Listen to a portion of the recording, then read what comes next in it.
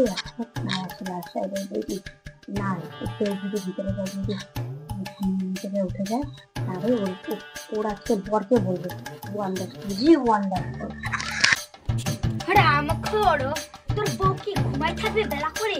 রান্নাটা কে করবে? হ্যাঁ, তোর মা করবে? হ্যাঁ, আমি কেন বলবি? আমার তোকে বলবো না তো কাকে বলবো? না ভয় করে জানো না? আমার বুঝি ভয় করে না? তাহলে আমার কেন বলতে আসছো? কি বলো বসকে? তুই বলতে পারছিস না? না মা আমি যাবো না, সেদিন খালি কাপড়গুলো উঠাতে বললাম আমাকে ছুঁড়ে ফেলে দিল। তোরা কোনো কাজের না। ওয়ান্ডারফুল বেটি 12টা বাজে গেল তাও উঠলো না। মা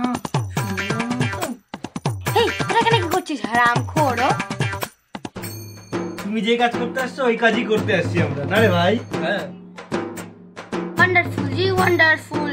আমি তো সেই নি, আমি তো যাইতে পারবো, তোরা কি যাইতে পারবি? তোরা তো ভয় চলে আসবি বাইরে। তাই ভিতরে যেতে পারবা? তুমি যাবে ভিতরে যা, ডাক এবার ডাক ডাক দেখি না কি করে। ও বাবা উঠে গেছে চলো তোমাদের রান্না হয়ে গেছে, চলো খাই। তুমি কেন কষ্ট করতে গেলে? আমি সব কাজ করে নিতাম। বেটি কোথাকার 12টা দিয়ে ঘুমছে ওটার কত ইয়ে করবে। না থাক আমি রান্না করে দিচ্ছি, চলো তোমাকে একটু খাটনি করতে হবে। হ্যাঁ শুধু মহারানি বেটি, তোমাদের মাছ খিলাবো, রসুন খিলাবো, সব খিলাবো। কি হচ্ছে মা? কি তোমার জ্বর আসছে নাকি? আরে না কিছু নেই, চলো। এই কি উঠে গেছে তো? বৌদি উঠে গেছে, তাতে জল গরম কর স্নান করার জন্য। ও হো, তোমার জন্য তো আবার চাও বানানো আনি, আগে চাটা বানাই নি।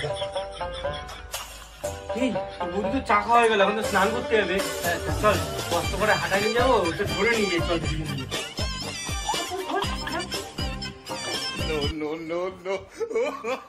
হ্যালো গাইস, তো ভিডিওটি কেমন লাগলো? ভালো লাগে তো লাইক কমেন্ট শেয়ার করে দিও।